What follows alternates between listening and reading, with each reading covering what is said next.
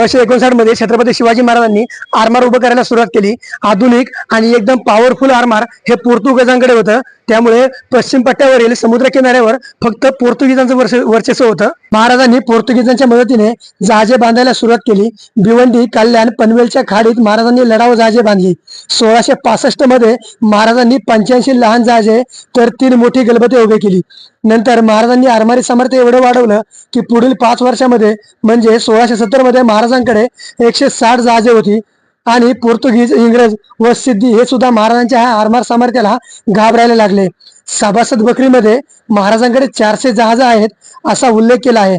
समुद्रामध्ये महाराजांनी एक सागरी लष्कर उभं केलं, त्यामुळे सर्वात जास्त इंग्रज आणि सिद्धीवर याची जास्त जरब बसली। सभासद बकरीत असं लिहिलं आहे की मध्ययुगीन काळातील आरमाराचे महत्व ओळखणारा छत्रपती शिवाजी महाराज हे एक महान राज्यकर्ता होते आणि त्यामुळे छत्रपती शिवाजी महाराजांना आरमाराचे जनक म्हणून